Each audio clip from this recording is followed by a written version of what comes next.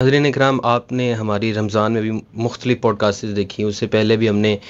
ایسی شخصیات کے ساتھ پوڈ کاسٹنگ کی جو کہ خدا کیا ہے، خدا کا رسول اور ان کے پیغامات کیا ہیں، اور اس کے ساتھ ساتھ اہل بیت کا پیغام کیا تھا، اور اس کے علاوہ جب آپ نے ٹرانسمیشنز دیکھیں تو اس میں بھی ہم نے عشق مصطفیٰ صلی اللہ علیہ وآلہ وسلم کو اجاگر کرنے کے لیے، اپنے دلوں میں پیدا کرنے کے لیے، اپنے دلوں کی میل کو ہٹاتے ہوئے اس میں روشنی پیدا کی۔ تو آج ایسی ہی شخصیت ہمارے ساتھ موجود ہیں، جناب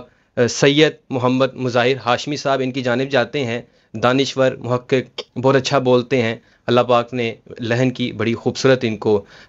برکتیں عطا فرمائی ہیں۔ آج ان سے مختلف موضوعات پر بات کریں گے، پہلے ان کے بارے میں جانیں گے، پھر اس کے بعد ہم اپنے موضوعات کی جانب جائیں گے۔ السلام علیکم، قبلہ کیسے ہیں آپ؟ وعلیکم السلام۔ الحمدللہ، اللہ تعالیٰ کا بہت بڑا احسان کرم، اور آج کی چونکہ یہ بیٹھک جو ہے یہ بنیادی طور پہ عشق مصطفیٰ صلی اللہ علیہ وسلم کے حوالے سے ہے، اور میں مشکور ہوں آپ کا، کیونکہ پیارے آقا صلی اللہ علیہ وسلم کی محبت کا ذکر کرنا یہ بھی عنایت ہوتی ہے۔ بے شک ادروائز آج کے اس دور میں ہم مختلف چیزوں کی طرف ایسے مشغول ہوئے ہوئے ہیں، جی، تو یہ چیز جو ہے وہ اس میں یہ تو نہیں کہتا کہ نظر انداز ہوتی ہے، لیکن چیز یہ ہے کہ ہمارا جو ڈائریکشن ہے وہ کسی اور سائڈ پہ ہونے کی وجہ سے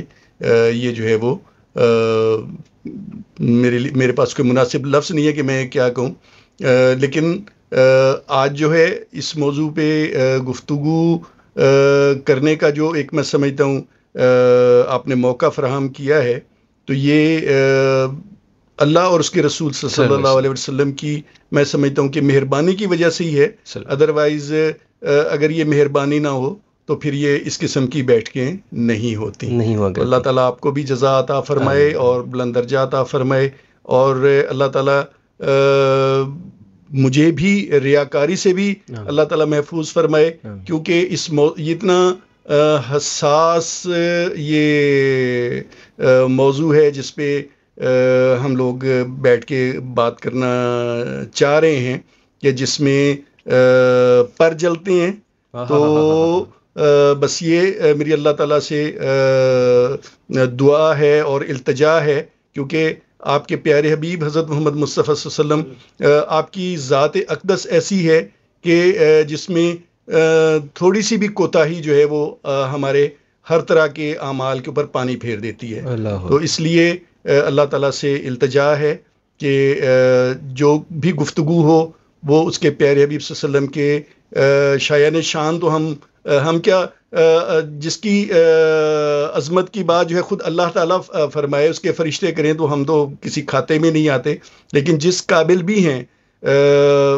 وہ ان کی بارگاہ میں مقبول ہو جائے، اور